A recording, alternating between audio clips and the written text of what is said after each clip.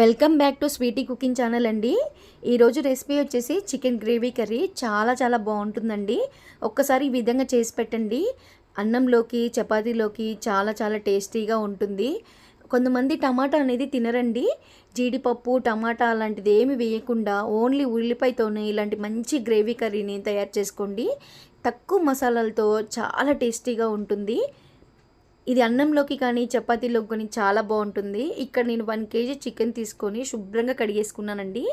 ఇక్కడ పెద్ద table స్పూన్స్తో 2 table spoons అల్లం వెల్లుల్లి పేస్ట్, 3 టేబుల్ స్పూన్స్ దాకా కారము, 1.5 టేబుల్ స్పూన్ ఉప్పు వేసుకున్నాను.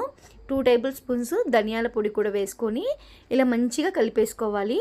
ఇలా ముందుగానే చికెన్కి అంతా పట్టించడం వల్ల మనం తినేటప్పుడు కూడా ముక్కలోకి ఉప్పు కారము మంచిగా పట్టి చాలా టేస్టీగా ఉంటుంది. ప్రతి ముక్కకి మంచిగా పట్టేటట్టుగా ఈ విధంగా కలుపుకోవాలి. ఒక 5 నిమిషాలైనా ఈ విధంగా మంచిగా కలిపేసుకోండి. అప్పుడే ముక్కకి మంచిగా పడుతుంది. జస్ట్ పైన కలిపేస్తే అలా పట్టదండి. ఇలా మంచిగా చేత్తోనే మంచిగా కలిపేసుకోండి. చూసారా, ఇలా మంచిగా మొత్తం కలిసిపోయిన తర్వాత ఇప్పుడు అనేది పెరుగు వేసుకోండి. ఒక 3 టేబుల్ స్పూన్స్ దాకా పెరుగు వేసేసుకొని మంచిగా కలిపేసుకోవాలి.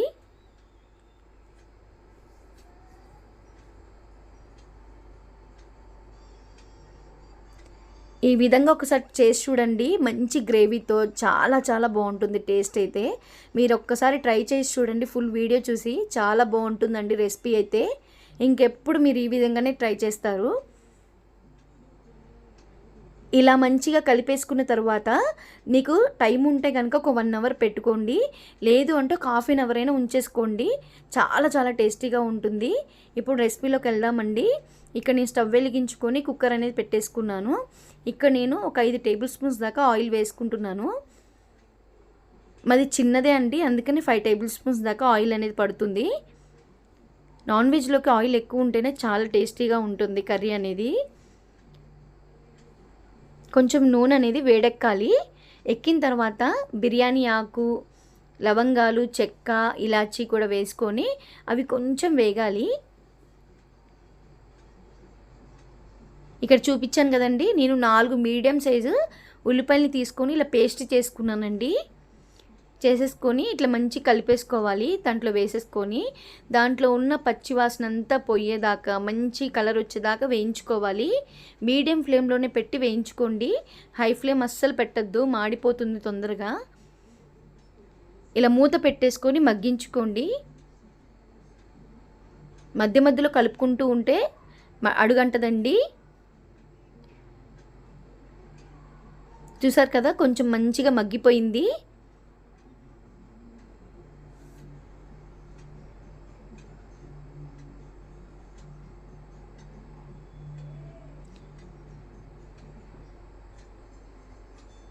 చూసారండి, మంచిగా మగ్గిపోయింది. మళ్ళీ 2 నిమిషాలు మూత పెట్టి మగ్గించేసాను. మంచిగా మగ్గిపోయింది. ఉల్లిపాయ అనేది మగ్గితేనే టేస్ట్ ఉంటుంది. మగ్గకుండా మీరు అన్నీ వేసేసుకుంటే టేస్ట్ అయితే ఉండదండి. నేను ఇక్కడ 1 టేబుల్ స్పూన్ దాకా పసుపు అనేది వేసుకొని కలిపేసుకుంటున్నాను. ఆ పేస్ట్ అనేది కలర్ రావాలి, కొంచెం పింకిష్ కలర్లో అట్లా కలర్ వస్తే చాలా బాగుంటుంది. వేగకుండా మాత్రం అస్సలు వేయద్దు. ఇలా పసుపేసి కలిపేసుకున్నాం కదండి, మనం ముందుగా కలిపి పెట్టుకున్న చికెన్ని కూడా ఇందులో వేసేసుకొని కలుపుకోవాలి.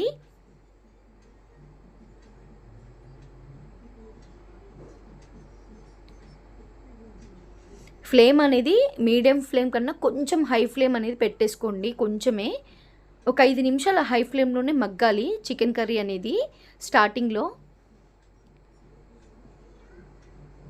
ఇలా కలుపుకున్న తర్వాత ఇప్పుడు దీన్ని మూత పెట్టేసుకొని ఒక 5 నిమిషాలు హై ఫ్లేమ్లో మగ్గించుకోండి. చూసారు కదా, 5 నిమిషాలు ఎంతో నేను చూపిస్తున్నాను. మధ్యలో కలుపుకుంటుంటే మన కింద అడుగంటకుండా చాలా మంచిగా ఉంటుంది కర్రీ అనేది. ఫస్ట్ టైం చేస్తున్న వాళ్ళు కూడా చాలా ఈజీగా చాలా సింపుల్గా తయారు చేసేసుకోవచ్చండి.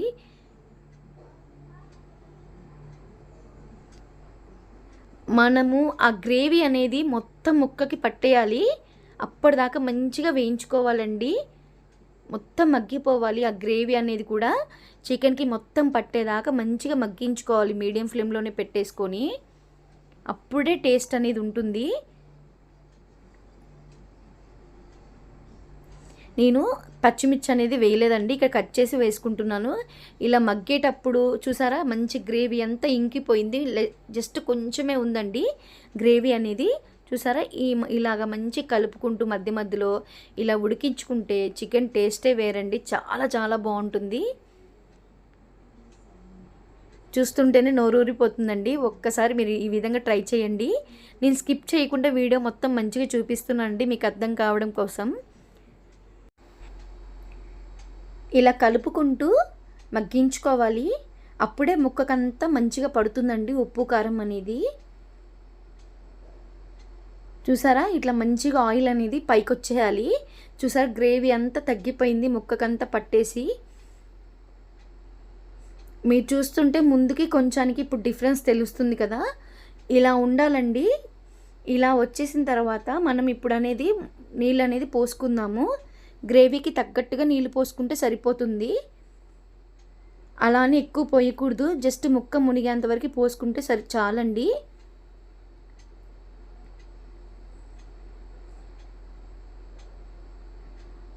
చూసారా ఇప్పుడు ముక్క మునిగేంత వరకు నేను నీళ్ళు అనేది పోసేసుకున్నాను. ఒకసారి మంచిగా కలిపేసేసుకొని ఒకసారి ఉప్పు కూడా చూసేసుకోండి, ఒకవేళ తగ్గితే వేసేసుకోవచ్చు. ఇప్పుడు మూత పెట్టుకొని మీడియం ఫ్లేమ్ కన్నా కొంచెం ఎక్కువ పెట్టేసుకొని మగ్గించుకోండి. చూసారా ఆయిల్ అంతా ఇలా పైకి వచ్చేస్తుంది, మధ్య మధ్యలో కలుపుకుంటూ మగ్గించుకోవాలి. చూసారా మంచి గ్రేవీతో చాలా బాగుంటుందండి టేస్ట్ అయితే. మరొక 5 నిమిషాల తర్వాత చూసారా ఇట్లా ఆయిల్ అంతా పైకి వచ్చేసింది, కర్రీ అనేది అయిపోయిందండి. ఇప్పుడు లాస్ట్లో చికెన్ మసాలా 5 రూపీస్ ప్యాకెట్ ఉంటుంది కదా, అదంతా వేసేసానండి. వేసేసుకొని మంచిగా కలిపేసుకోవాలి.